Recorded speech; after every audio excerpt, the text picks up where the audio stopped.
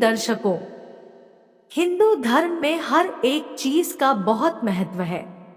इसमें हर काम विधि विधान और शास्त्रों में बताए गए नियमों का पालन करके किया जाता है। ऐसा माना जाता है कि अगर कोई भी कार्य नियमों का पालन करते हुए नहीं किया जाता है तो कहीं ना कोई परेशानी लगी रहती है। इसीलिए शास्त्रों को हिंदू धर्म में विशेष महत्व प्रदान किया गया है। मनुष्य के जीवन में शास्त्रों का बहुत अधिक महत्व होता है। शास्त्री में बहुत सारी ऐसी बातें लिखी हैं जो कहीं ना कहीं सीधे हमारे जीवन से जुड़ी होती है। शास्त्रों में लिखी इन बातों का प्रभाव भी हमारे जीवन पर बहुत ज्यादा पड़ता है। अक्सर क्या होता है कि हम शास्त्रों में जो बातें लिखी गई हैं उन्हें जानते तो हैं लेकिन उन्हें समझते नहीं हैं।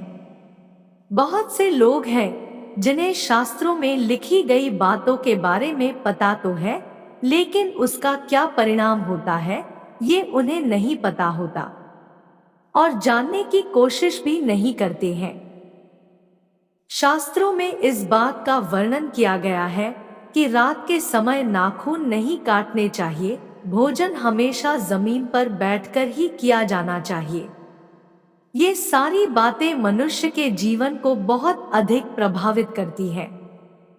इसी में मनुष्य के 16 संस्कारों का भी वर्णन किया गया है, जिसमें अंतिम संस्कार आखिरी संस्कार होता है। अंतिम संस्कार को लेकर भी बहुत सारे नियम हैं। दाह संस्कार को लेकर एक नियम ये भी है कि कभी भी दाह संस्कार को रात में नहीं किया जाना चाहिए। क्या आप जानते हैं कि इसके पीछे क्या कारण है? आज हम आप सभी को इस वीडियो में इसी की जानकारी देने जा रहे हैं कि आखिर क्यों दाह संस्कार रात में नहीं किया जाता है। हिंदू धर्म के 16 संस्कारों का वर्णन किया गया है, जिसमें से आखिरी जो संस्कार होता है वो दाह संस्कार ही होता है। ये संस्कार तब किया जाता है जब किसी व्यक्ति की मृत्यु हो जाती है। इस अनुष्ठान को पूर्ण करने के लिए कुछ विशेष नियम बताए गए हैं और इनका पालन अवश्य ही किया जाना चाहिए। इसमें से प्रमुख है कि सूर्यास्त के बाद कभी भी अंतिम संस्कार नहीं किया जाना चाहिए। ऐसा माना जाता है कि सूर्यास्त के बाद रात के समय में अगर अंतिम संस्कार किया जाता है तो इससे मृत व्यक्ति को कभी भी मोक्ष की प्राप्ति नहीं होती है और उसकी आत्मा इधर उधर भटकती ही रहती है। कई बार ऐसा भी होता है कि व्यक्ति की मृत्यु रात में ही हो जाती है और प्राण रात में ही निकल जाते हैं। इसके बाद भी उसका अंतिम संस्कार उसी समय रात में नहीं किया जाता है और सूर्योदय के होने का इंतजार किया जाता है। शास्त्रों में ऐसा बताया गया है कि रात होने के बाद स्वर्ग लोक के जितने भी द्वार हैं वो सभी बंद हो जाते हैं। रात्रि के समय में नरक लोक के द्वार खुल जाते हैं। ऐसे में अगर किसी भी व्यक्ति का अंतिम संस्कार रात में किया जाता है तो उसे स्वर्ग लोक की प्राप्ति नहीं होती है और नरक लोक के द्वार उसके लिए खुल जाते हैं। नरक लोक की प्राप्ति के साथ ही मृत व्यक्ति को अगले जन्म में किसी अंग दोष के साथ जन्म मिलता है। जब मृत्यु शैया पर मृत शरीर को रखा जाता है तो उस समय परिक्रमा करने के साथ ही व्यक्ति के जीवन की कहानी भी सुनाई जाती है।